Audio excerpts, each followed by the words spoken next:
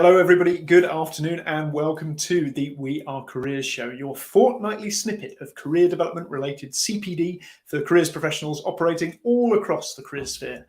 Now, today we're asking a big question. Is interdisciplinary learning the future of education and career development? And we've got two excellent guests here today to help us try and answer that question. But before then, on to the introductions, as always. So for those of you who've maybe not watched the show before, let me introduce myself. I'm Chris Webb. I'm a higher education careers professional, RCDP, and member of the Career Development Institute. And I'm joined, as always, by my fantastic co-host, Sabiha. So, Sabiha, how are you doing today? Are you having a nice Wednesday so far? Thank you, Chris, for the lovely introduction, and welcome to our viewers. Already I can see Facebook users saying, lovely to see you both again. Greeting from sunny Wales. Thank you for sharing that with us. It's great to have our viewers, and exactly what this viewer is doing with us right now. We love hearing from you. So let us know, where are you watching from, what part of the UK or the world now, because we have international viewers. Let us know, drop in the chat box, whatever platform that you're watching us on, whether that's the Facebook community, or you're watching on LinkedIn, YouTube, or any other platform you've managed to find us on. Come and say hello to us. And as Chris said, we are exploring a pretty big theme today, something that I'm not too familiar with. So I'm actually interested in exploring this topic with our guest today, but also helping you, the viewers, learn more about what it means. Is interdisciplinary learning the future of education? And where do we as career professionals sit in this in this theme and this topic? For those of you that don't know me, I'm known as Meet Sabiha. I work internationally helping professionals get unstuck and get back into career flow without the stress. And I'm also the creator of the I Am Thriving Career Coaching Program, where I work with other international coaches and I help them and I teach them how to help create, even more impact and powerful transformations for their clients. Now, Chris, you asked me, how am I doing today? I'm actually doing really good. I'm actually really enjoying the weather at the moment. I don't know where anybody else is, in which part of the world that you're watching us from, but this past week or so, the weather has just been phenomenal. And I don't know what it is about sunny weather. It just makes me feel good. Now, if you haven't already hit that subscribe button on whatever platform that you're watching us on, make sure that you do hit that like and share button. And if you're enjoying the content, any of our shows, including all the past ones that we've done, and we've done a few now because we're on series 9 now already, would you believe it? Do hit that bell button to make sure that you never miss any of our future episodes. Now, each week, as Chris said, we like to celebrate. We like to celebrate you, yes, you, the viewers, and members of our career development community who are doing amazing work in all different spaces, in all different guises. So, Chris, this week, who have we got for our careers cheers? Well, we've got one very special one this week. The first one, as always, is kind of the ongoing reminder that we always like to give people, which again is just that plug for the Careers Impact hashtag and the So Much More Than Talking About Jobs hashtag, which I'll come on to in a second. And again, this is just a reminder to all careers professionals who are watching this to just keep sharing those inspirational stories via LinkedIn, via Twitter, any of the platforms that you happen to be on, as a reminder of how you've supported clients, maybe how you've worked with different organizations. We heard that, of course, in our last show from Rosemary and Lorna, talking about how kind of companies are utilizing career development skills. And again, it's just there really to make sure that we're kind of constantly promoting the best that the profession has to offer and really trying to kind of increase our profile. Both kind of, as you may have seen this week from the CDI Chief Exec update, both from kind of lobbying activity, which is happening at the top, but also in terms of some of the grassroots stuff that we can do, really kind of shouting loudly about what we do as a profession and some of the great work that's going on. So as a reminder, we've got those two hashtags, Careers Impact, so those kind of individual stories about maybe kind of work that you might have done with clients or with organizations that you feel has had an impact. And of course, there's So Much More Than Talking About Jobs hashtag, which, as we know, great campaign that ran earlier in the year. Lots of people still using that hashtag to kind of, I guess, really show the reality of career development work and what it involves and the fact that it really is so much more than talking about jobs. So again, any opportunity to use either of those hashtags, please do so. And our kind of big careers cheers, our slightly kind of separate one this week, has been sort of coming from a number of people on LinkedIn but it's to Emma Hill, who I'll mention again in the news section, for her work in setting up the Careers Book Club on LinkedIn. So this has had phenomenal kind of uptake already, and really nice idea that just kind of came about, I think, from some conversations with people, and now is something which I think a lot of people are really going to be invested in moving forward. So I'll share some more details at the end of the show about how you can get involved in that.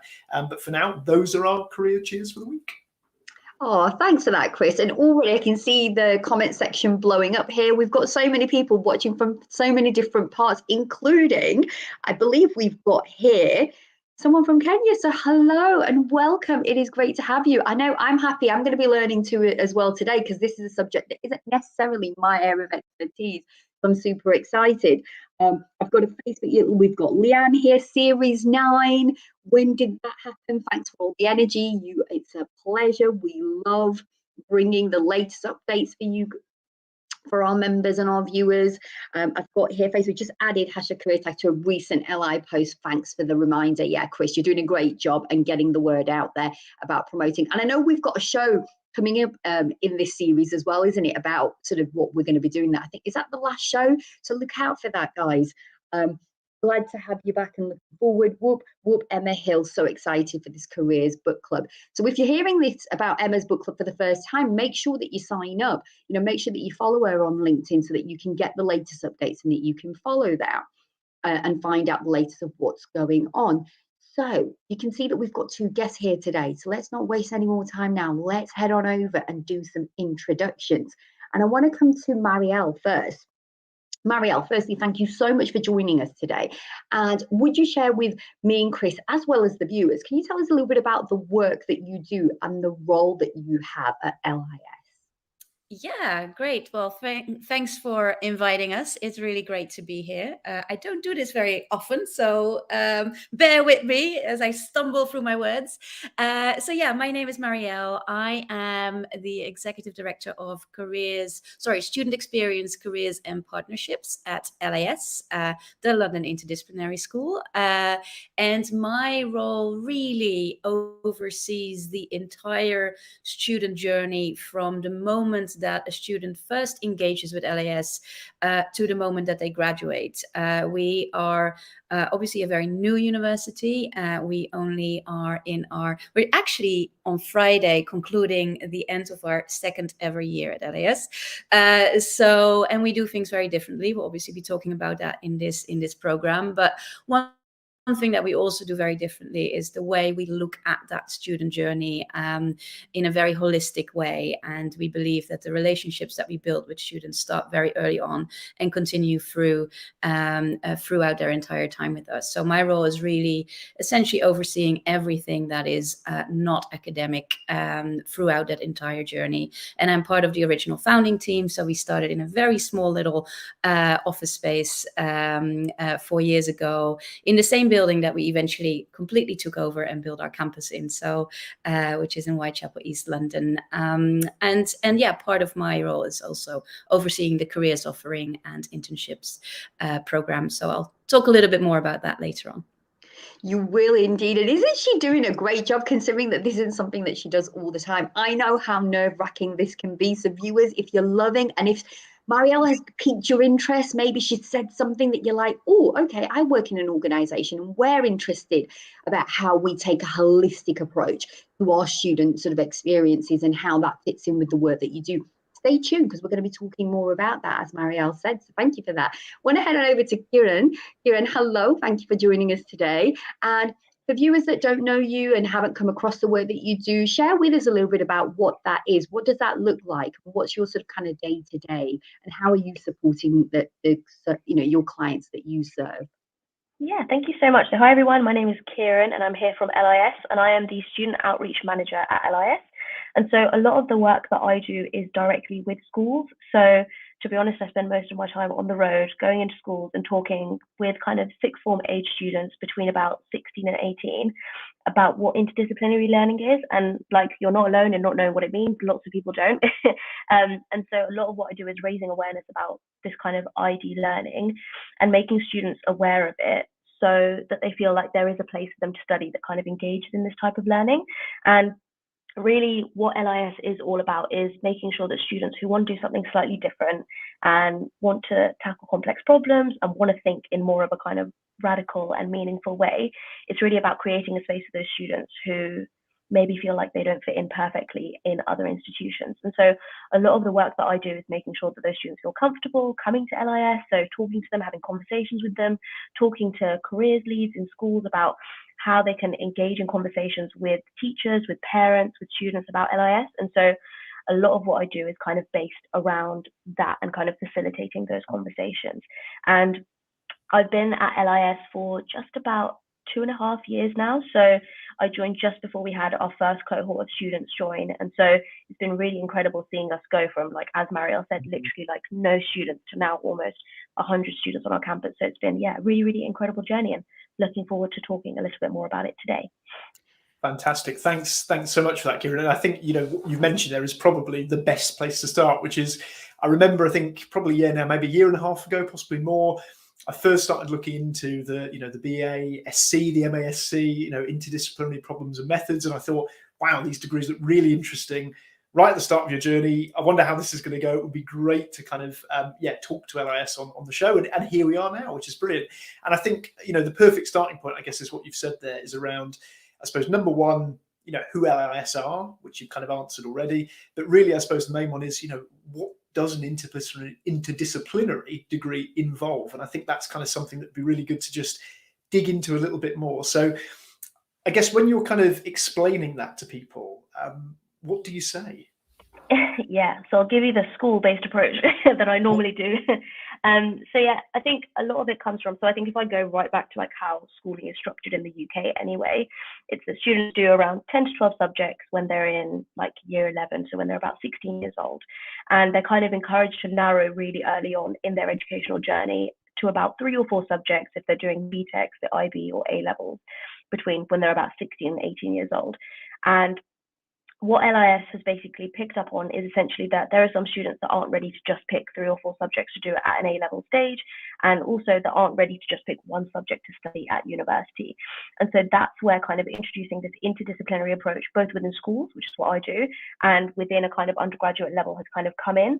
And so interdisciplinary learning is really about, rather than picking just one subject like English or history or chemistry to study at an undergraduate level, it's about using different subjects, or we call them disciplinary perspectives, to basically think about how we can tackle complex problems. So I'll give you a quick kind of like run of what one term at LIS looks like, for example. So you would start with a complex problem like inequality or sustainability, and you would use around 2 different perspectives or subjects to basically look at how you can tackle that complex problem. And it's really thinking about how we can use these very different kind of unique ideas to dig into why this issue exists, and then thinking about fundamental steps we can think about to really start unraveling why that problem exists as well. And so for students that want to do something a bit more creative, like studying neuroscience and linguistics and data analytics, and they aren't ready to just pick just one area because actually they're absolute stars across the board, it's something that's really, really kind of beneficial for them to be engaging with all the way until they're kind of finishing their undergraduate degree. So that's really what kind of interdisciplinary learning at LIS looks like on a kind of simple level, I would say. And so am I right in saying that, I guess, that you don't have necessarily specific faculties within the university in that traditional sense? Yeah, so we have like traditional faculty in the sense that they're absolutely exceptional professors from brilliant institutions like UCL, LSE, Cambridge, Harvard. So we have a really brilliant faculty, probably about 20 faculty members now. And just context, so Professor Carl Gombrich is the head of our faculty, and he basically started the Basque program, which is a Bachelor of Arts and Sciences at UCL. And so you'll find that there's another Basque program at UCL, but he left UCL to basically start this new degree with 2 of our other co-founders, Chris Person and Ed Fido. And so essentially it's been born out of this idea of interdisciplinary learning, but taking it to a slightly different level in integrating different subject areas, bringing in careers, bringing in complex problems. There's a whole bunch of layers to how we approach ID learning in a very different way at LIS, I would say. But yeah, the faculty have expertise in things from anthropology to machine learning to philosophy to the ethics of AI. Like there's massive variation in their expertise. And thinking, I guess, about your role, Kiran, as student outreach manager, I guess you've given us a bit of a dry run, bit of a demo of how you might kind of pitch LIS sort of in school engagement sessions. But I guess, am I right in saying that you've got your first graduation cohort coming next year? Would that be right? Of the undergraduate degree? Yes, so our undergraduates will be graduating in June time next year. So as Marielle said, they're just finishing their second year. So we're so close to having a graduating class, and we'll have our first class of master's students graduating actually later this year as well. So it's an exciting time for us for sure. So how do you kind of talk about that with schools and students when you're so new? Because I guess that must be quite a challenge when you've not got that sort of history of graduating classes where they've gone and those type of things. Yeah, definitely. I would say that is kind of like a big risk element that exists with LIS, is that we don't have a graduating class and that we don't have kind of students out there to speak to what their experience has been like at LIS from graduation. But I would say a big part of what we do to kind of mitigate that is our working careers.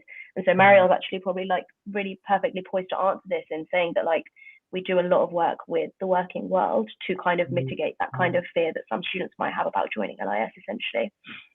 That's really useful. Thanks, Kiran. And a perfect segue. It's like we planned this. We didn't even plan it, but we did. So that's a perfect time. We will come over to Marielle, but first I'm going to go back to Sabiha first of all to see, have we had anything coming through the comment thread before you pass on to Marielle? We have, Chris. There's definitely some people that are joining in the conversation, and don't worry, it's not too late. If you're sitting there, you've got a sandwich in your hand, get on that keyboard, start typing, let us know. We want to hear from you, whether it's just feedback. If you agree with this new concept of what these ladies are talking about here with us today. And if you do, great. If you don't, fabulous as well. Join in the conversation. I've got here one Facebook user. I work with a lot of IB and French Bachelorette students who have a broad program and love the interdisciplinary approach at HE. I've got a few viewers joining in, telling us where they're joining us from today. Hello, welcome, Natasha. It's great to have you. Leanne is just joining in, saying that this really links to the challenge-based approach to career exploration. Is anybody else vibing with that? Is anybody else feeling like, oh my God, this makes so much sense now, and it helps me as a career professional help support the clients that you're working with? Because I would imagine that there's no upper age limit to who can come along and become a student at your institution. So regardless of whether this isn't necessarily just for people who are students, young people, i.e. doing the sort of kind of traditional route of 16, 18, this could be somebody who's thinking about a career change. Maybe you've hit 43 and you're now going, okay, I need a new career plan and I want to go back to university, and this could be an option for you. And then I've just got here, Facebook user here, I love the problem solving focus. I'm just exploring the website now. Okay, so we've already got people heading over there. That's exactly what we are loving. I've got Rachel Clark here. Really interesting to hear about a different student journey. Exactly. That's exactly what we're trying to explore today. That yes, there are amazing, fabulous traditional ways of, taking a student journey, but is there perhaps maybe for some of your students or maybe some of the clients that you are serving, regardless of age, gender, ethnicity, or even location, where they can take part in this?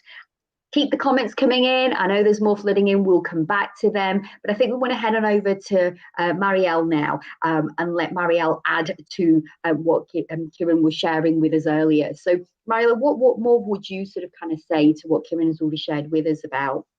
Yeah, no, thanks. And thanks everyone for the comments and for your, sharing the love for interdisciplinary approaches. I am a big believer also in the need for change in the higher education system. And I think the only way to really do that is to start from scratch. A lot of people are asking us those questions like, are you insane building a new university? That must be really, really difficult. But I always say it's actually easier to build something from scratch than to try and change something that already exists. And obviously Kiran already talked a little bit about kind of like the interdisciplinary part of our curriculum and the focus on complex problems and how students build the connections between the disciplines and methods in order to tackle those problems.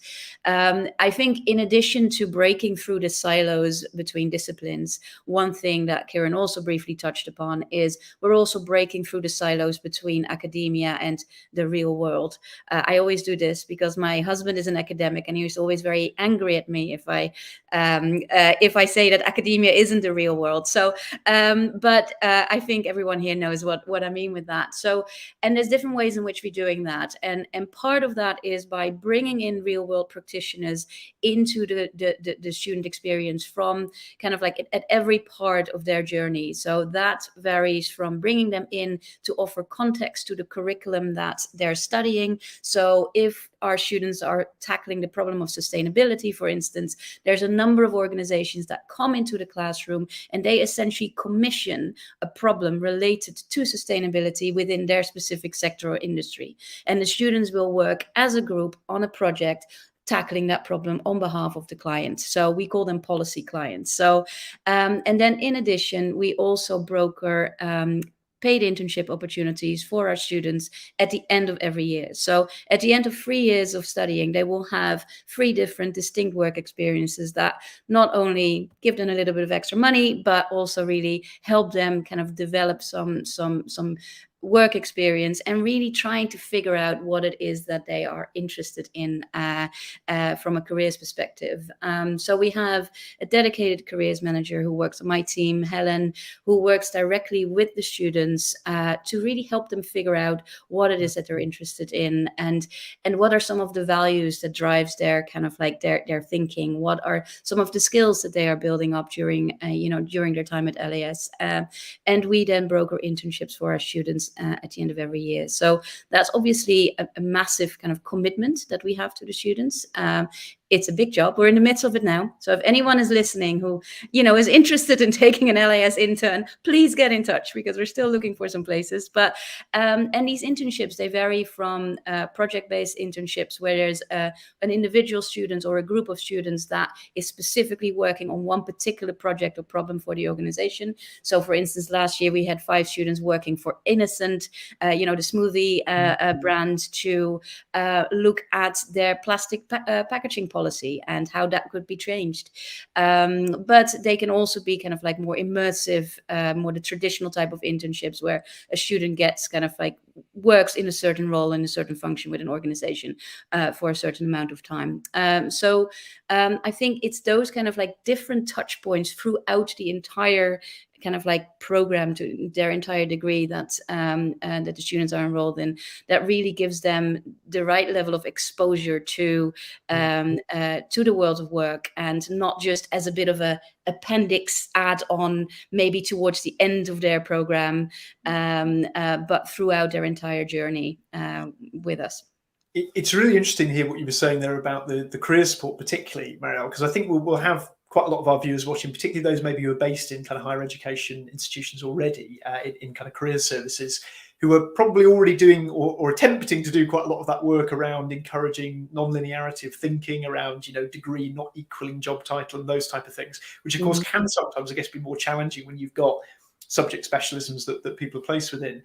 I guess from experience so far, do you feel that that's less of a challenge because the students are already in a multidisciplinary approach, or is it kind of a challenge to sort of talk about potential pathways when there are so many things that individuals can go on and do from an interdisciplinary degree? You mean in interacting with the students, in conversation with students? Yeah, absolutely. Yeah. I think it's definitely in the first year, you see a change. In the first year, it can be very daunting because, it's such a vast kind of like area. And in the first year, we definitely had students where, they're kind of like, what exactly am I doing? Where should I focus on? How does it all connect? So our program is very much built on creating connections between the different disciplines and the different methods that students are studying. And that doesn't become apparent immediately. So especially when you come from a kind of kind of like secondary school background, if you come straight from school into the undergraduate program, that can be quite challenging because you've obviously been, as Kiran was saying, you've been kind of like programmed to narrow down further and further and further.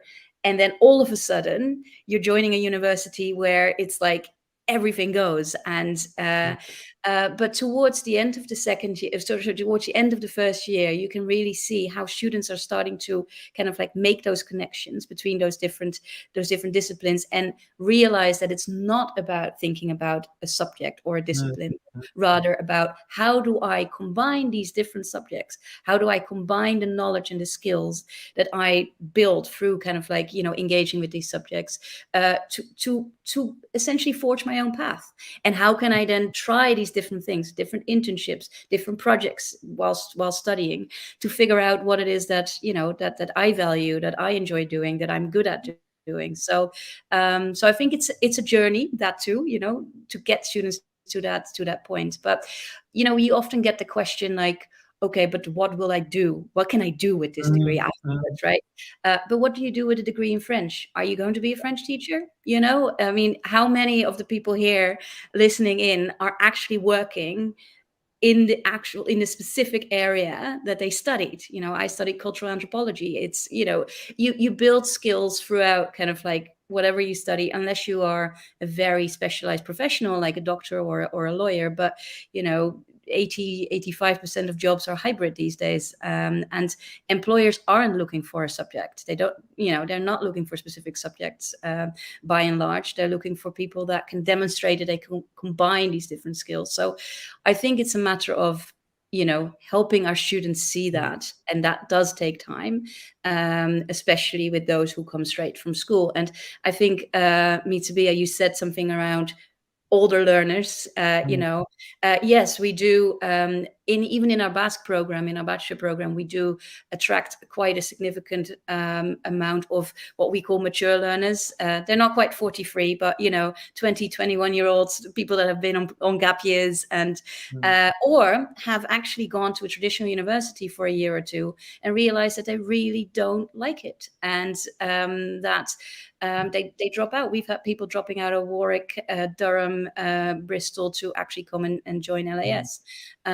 But yeah, I think it's a movement, and we're doing this at the right time as well. I think the world is really in need of this kind of like change in higher education. So it feels we're on the right track there.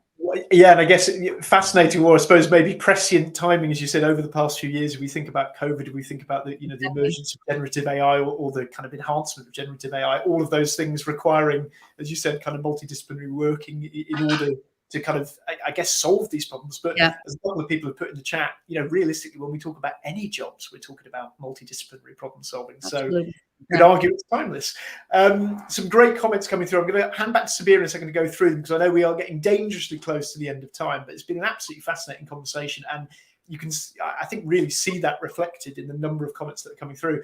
I just want to bring this up from Amy Longston, because it's exactly what I would have said. I bet the career guidance appointments are absolutely fascinating. Yeah, really varied, I'm sure. And I think just to kind of briefly sort of touch on your last point, if that's okay, Marielle, about I guess kind of helping students to sort of forge their own path by that sort of experimentation and curiosity. Just one final question I think that's come through sort of from the comments feed. So we can't see your name, unfortunately, so apologies. But helping students to define the problem they want to focus on. And I guess you've kind of answered that in part with the projects and the way that maybe the course is structured. But it'd be really useful, if you've got kind of, I'll give you 1 minute to answer that, if that's okay. Yeah, so within the structure of the first and second year modules, they actually define a problem as a group. So they work in groups and they work with coaches. So every group of students will have a coach, which is an academic tutor, that helps them define a particular problem within that problem area. And then at the end of their course, so in the third year, they will all work on individual capstone projects. And that's the moment where they can really kind of, based on their experience throughout the first 2 years of their degree program, they will then have kind of like that kind of foundation to hopefully have defined what it is that they're very passionate about. And they will work with their academic tutor / coach to further kind of like narrow that down and define that. That's fantastic. Thanks, Marielle. I mean, we are dangerously short on time. We always are on these shows, but particularly when we get such an interesting topic. So, Sabiha, I'm going to pass back to you. Any final comments in there before we share details of how people can find out more? We do. So thank you everybody for joining the conversation. I need to start saying more of this. I think we have one of the best viewership that watch the show. So I will say this to Kiran and Marielle. Please, we'll be posting after this. Let us know exactly, because you talked about if you're looking to have Kiran come to your organization, your establishment, to talk about how your students can get involved and look at that career pathway, then please do connect with Kiran on Twitter or LinkedIn. And Marielle, if you're interested about learning more about how the actual program works, then please do connect with her. Our viewers are amazing. They're one of the best viewers out there, I believe, and I am going to be biased about that. And they will be more than happy to sort of kind of support you on your endeavors. We've had people, and I apologize that I wasn't able to get everybody that said hello and where they were watching from, but it was great to have you here joining us today. I've got a Facebook user here saying, love this conversations. Things like this that disrupt in our outdated education system can be really good. I've got here also as well, sorry, I'm just scrolling through. That's the one, Alexandra. Just like careers, interdisciplinarity, versatility, and a broader knowledge about a range of subjects and its applications to a wider concept of education careers is a much needed change. So you've clearly got a fan here. And then we've got here, great to hear, another Facebook user, great to hear that you are using an applied interdisciplinary problem-based learning approach and embedded work experience, because that's so, as a career professional, I know how valuable work experience is. We've got Rachel Clark here saying thank you for the discussion and the information, and I think we're going to have to leave it here. Hello Lucy, great to have you here, fascinating. You keep scrolling up the quiz. Kiran, Marielle, we are out of time unfortunately, but please don't feel that this is the end of the conversation. Continue this now as we move forward. Please connect with Marielle and Kiran so that you can carry on this conversation, and you can find out more information on their website, also following their Twitter account and their website as well, which I know many of you have done. There's also come a recommendation from Natasha as well about doing a roadshow, Marielle and Kiran, so that may be something that you want to explore at a later date as well. So as we wrap up today's show, I am going to head on in to my top picks for the latest CDI, and then I'm going to hand over to Chris, who's going to do the more general career information, advice and guidance news sector stories that we have. So here are my top 3 picks that I've selected for today. And the first story is the hashtag CDI Big Listen Survey. Have you completed yours yet? And if you haven't, don't panic, because you've still got time. Now, the survey takes approximately 10 to 15 minutes to complete, and it needs to be done by 5 p.m. on Monday, the 12th of June. So you've still got a few days. Now, you might be wondering, why complete the survey? Well, this has now become an annual thing that the CDI do, and the feedback is really vital because it helps the CDI focus on the areas that are most important to its members and what they need to sort of kind of focus on, and it informs them about their 2025 strategy. Now, if you're wondering, who is the CDI? What is the CDI Big Listen Survey all about? And if you're not a member, then again, head on over to the CDI website. There's more information about what that is and what that value you can get by becoming a member as well. And I will say this, that for less than the cost of a Starbucks or a Costa coffee each month, you get so much value and so much support as a career development professional. My story number 2 is there's an opportunity to join the Gatsby Foundation Roundtable on Personal Guidance that's going to be taking place on the 20th of July. Now, the CDI are convening a roundtable with the Gatsby Foundation to explore personal guidance as part of the Good Careers Guidance Review. And it'll be an opportunity to discuss and look at what good personal guidance looks like, what works and the impact that it can have, and how you can tailor that to individual needs. Now, this will appeal to if you are a career advisor or a careers leader in an educational setting in England with either a level 6 or 7 career guidance qualification. Now, you can send off an email to David Morgan at the CDI to learn more about how you can get involved. And finally, my final story for today is it's your last chance, well, almost your last chance, to get tickets to the UK CDI Development Awards, which is taking place on the 26th of June. Now, the UK Development Awards ceremony is an amazing event celebrating the best of the the profession, and you've still got time to join. It's taking place on Monday, the 26th of June at Hilton East Midlands Airport Hotel. And that's where also all of the winners from all of the categories that you've probably heard us talk about in previous shows will be announced as well. So that's my wrap up. Those are my top 3 stories for this week. Chris, what have you got for us? Thanks, Sabiha. Yeah, just 3 very, very quick ones, and then we will let you know what's happening on the next episode before we shoot off for another week. So, yeah, just 3 to share with you. So the first one was a bit of a nod back to our Careers Cheers section. So again, it's a reminder that Emma Hill has started a Careers Book Club on LinkedIn. So a space where basically careers professionals can get together, reading different career development, career theory books, sharing their thoughts and perspectives. It's already got over 100 members on LinkedIn, and I've included a link to the group here. So you can see it on the screen in front of you. So do take a screenshot of that, pop it in, go and find the group. All members very welcome. Our second story is about the Dream Big Day that's coming up on the 16th of June. So it's the first year of Career Map for Primary. Obviously, many people will be familiar with the kind of primary careers pilot that's happening at the moment. Lots more focus on primary kind of career development work happening, has been happening over the past year or so. And of course, before that, in terms of research and individuals like John Ambrose and Janet College putting a lot of time into that, Deirdre Hughes, in terms of kind of extolling the virtues of bringing careers work into primary schools. So Career Map are doing a Dream Big Day. Lots more information available on the Career Map for Primary site. But again, I think this is kind of a bit of a start of hopefully the groundswell of more emphasis and more sort of recognition on the career development work that's happening in the primary sector.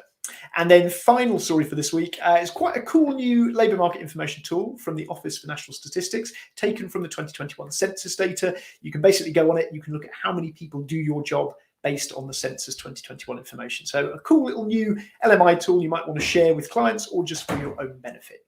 So those are the 3 news stories for this week.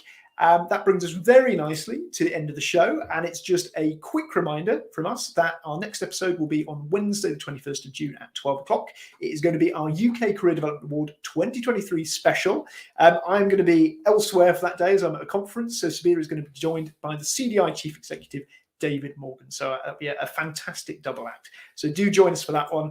But in the meantime, have a wonderful fortnight. A massive thank you to all of you who've watched today. Massive thank you to Marielle and to Kiran for joining us. Massive thank you to Sabiha for being a fantastic co-host. And we will see you all in 2 weeks' time. Take care.